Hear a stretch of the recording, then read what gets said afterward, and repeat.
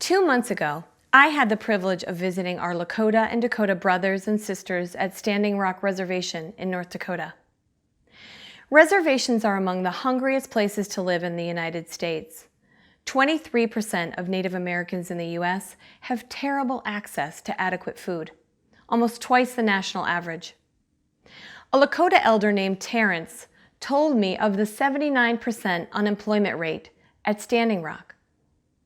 Hunger can be hard to see, and even when it is noticed, it can be so easy to look away. Hunger isn't just on reservations. It exists in my neighborhood in the District of Columbia. Rural, urban, local, or global, hunger doesn't discriminate.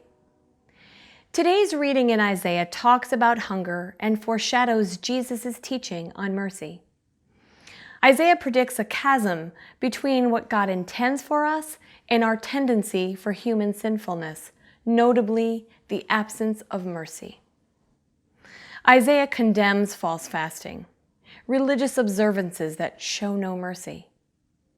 Isaiah says, we will know this false fasting because it results in exploitation and oppression, not reforms of the heart, and actions that restore. When I was in Kenya last month, a promising middle-income country in East Africa, the Minister of Health told us that 1 in 4 kids in the country is stunted. This is when a child's body is so chronically undernourished that her brain stops from fully developing and dramatically weakens a child's ability to learn and thrive. As a mom of 3, this literally took my breath away. Images from Standing Rock and Kenya rushed to my mind when I read Isaiah. He says, "Share your bread with the hungry, shelter the oppressed, clothe the naked." These words ring familiar because 700 years after Isaiah, Jesus says these same words. In the church, we refer to these as corporal works of mercy.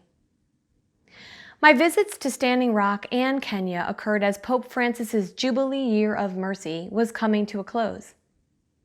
The Pope opened the Year of Mercy in Advent 2015 to promote a culture of mercy. He calls mercy the beating heart of the gospel. And so it is that the prophet Isaiah, Jesus, and Pope Francis each observe in their time a similar lack of mercy. And in response, they beckon God's people to be merciful, to live mercifully. But what does living mercifully look like? How shall we cry out that the Lord responds, "Here I am"? Mercy requires a change in heart and a transformation at our core. Living mercifully means giving from my whole heart, so that my hands, my feet, my voice, my actions mimic God's reconciling and restorative work in the world. Pope Francis says true mercy, the mercy God gives to us and teaches us, demands justice. He poses these questions. In your life and in your faith community, how do you work for justice? Do you seek to address the root causes of problems that affect those who are vulnerable? Hungry people are often vulnerable and oppressed. So what does hunger look like in our time? 1 in 5 Latino households struggles to put food on the table, almost double the rate for white households. And nearly half of all African American children younger than 6 live in poverty. Removing from our midst oppression, as Isaiah says, means we need to address the systems that make it hard for hungry people to feed themselves and flourish to their full potential. Today in the United States, hunger has the face of a 5th grade child named Rosie in Colburn, Colorado, struggling to get through the morning's math lesson on an empty stomach. Around the globe today, nearly 800 million people will experience hunger. Hunger has the face of a Syrian mother named Miriam, who fled to Turkey along with her 4 children. Hunger has the face of a South Sudanese teenage girl named Esther, who fled violence in her village and now lives in a crowded refugee camp in northern Kenya. Sharing bread with the hungry is living mercifully. And our response to hunger must be the kind of mercy that demands justice and action. In Matthew's Gospel reading, Jesus offers some helpful guidance on how to live mercifully. He challenges us to be light that breaks forth and calls us to be salt of the earth. That's a tall order. What a humbling idea for Christ followers of any time.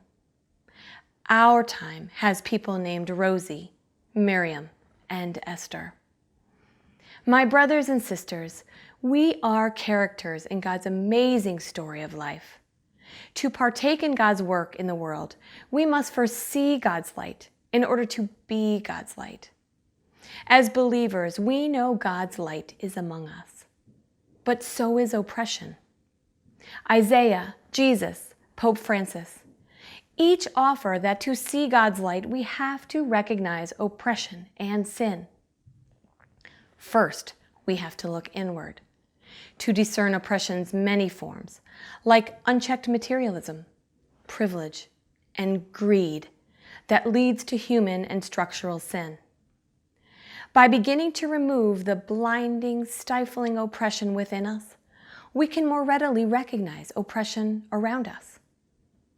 We can see hunger and not look away. With God's grace, we can stare down and confront the oppression that nearly blinds us from God's saving light.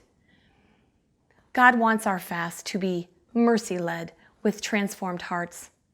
Then we can share God's mercy and be disciples of salt and light. Brothers and sisters, mercy opens our eyes to see God's light and opens our ears to hear God's unmistakable response. Here I am.